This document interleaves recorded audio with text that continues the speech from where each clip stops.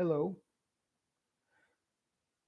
As hard as Trump tried to stop it, justice has come.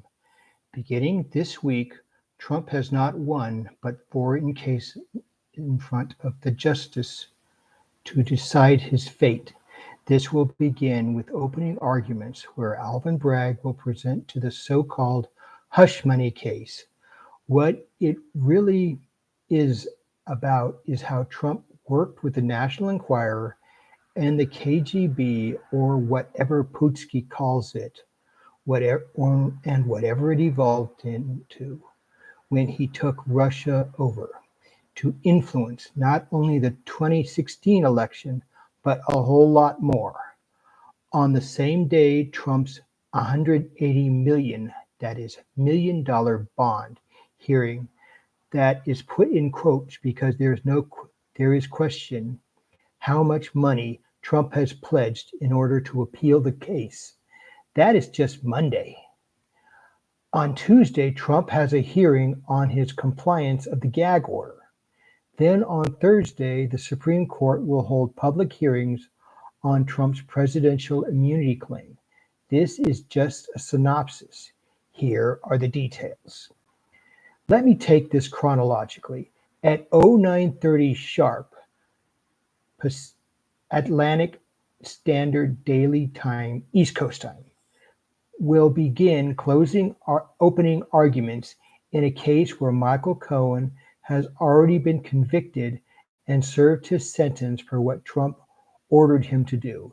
In that case, Trump was known as Individual One. At the time, Trump was serving as President of the United States and was considered an unindicted co-conspirator.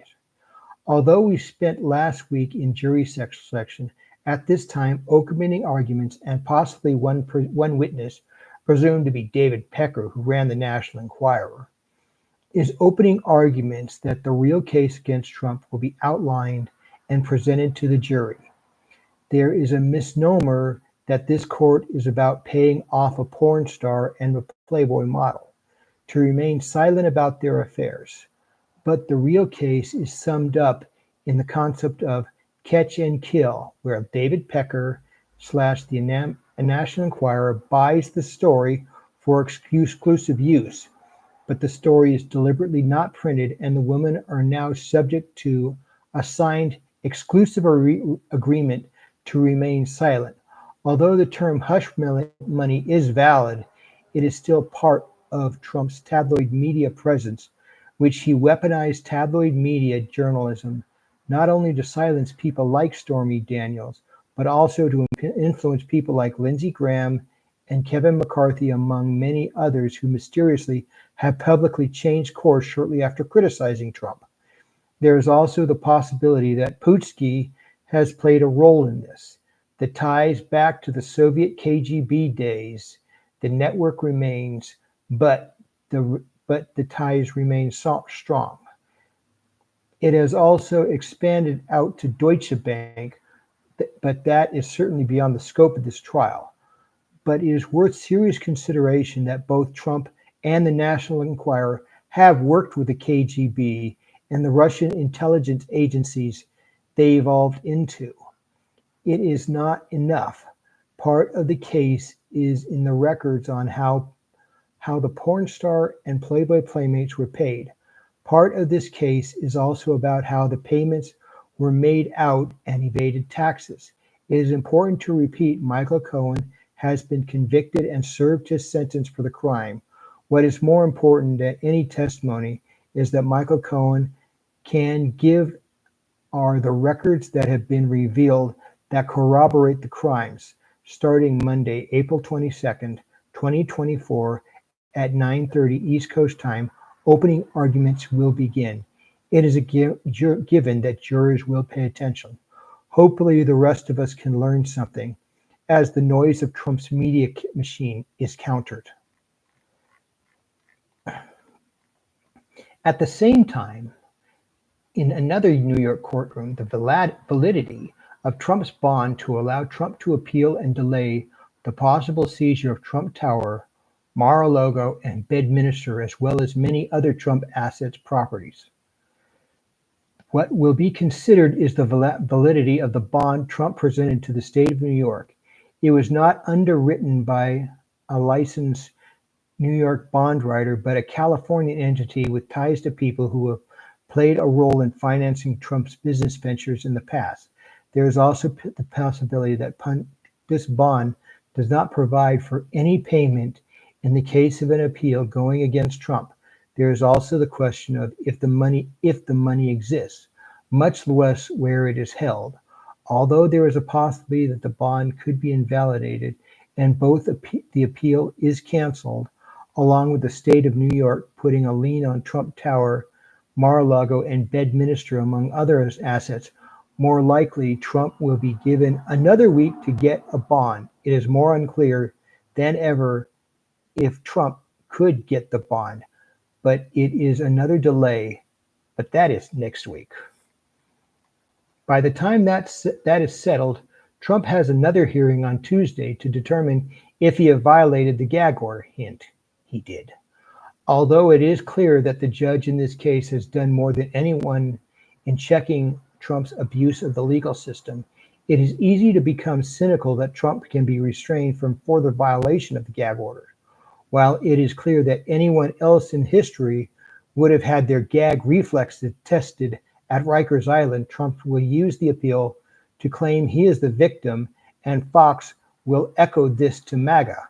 Although I don't believe that the judge is intimidated, he may have to simply fine Trump 2 Starbucks and a Big Mac and wait for his next violation. It would be refreshing if Trump is sent to Rikers Island for the night while Trump's lawyers go whining up the judicial food chain to release Trump, and that is presuming that Trump Tower or wherever New York is staying during the trial. As Trump's antics ramp up, the possibility of going to jail becomes more real. Now we finally have the case of the Supreme Court public arguments on whether or not Trump has presidential immunity. The cold truth is that Trump is just covering his assets in a way that is less effective than one of Celine Dion's jean strings. But it is a court where Trump has handpicked three members. In the defense of Kavanaugh, Gorsuch, and Amy Coney Barrett. They have already voted against Trump's election cases. The real threat is the influence of Uncle Clarence and Scalito. This case should never have any standing at all and should merit a unanimous decision penned by Justice Sotomayor along the lines of "Get that weak-ass case out of my court." Pardon me for not correctly quoting her, but I couldn't find it, but I remember and admire her for it. Such statements have always been too rare. That's why I remember it so long ago, shortly after she joined the Supreme Court in 2009. Instead, we just have weak justification, even by Trump lawyer standards, supported by Uncle Clarence and Alito, probably followed by announcing a decision. Perhaps this is too cynical, but who works on Friday? Perhaps Wednesday is the new Friday, given the work patterns of the judge in the present trial using Wednesday for other work.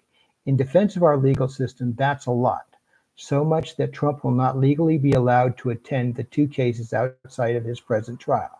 Perhaps we can all go out for shots on Thursday night. I may not drink, but if I was to meet the jurors or anyone connected with a court or prosecution, I would buy them a drink. In Scout's honor, if I were to find out they were on the jury, mum's the word. Of course, at least the main case will continue for several weeks. But the rest of us, we can use a ball game and show anything to keep our sanity. From there, at least I will be able to go on Monday. I'll see you then. Thank you.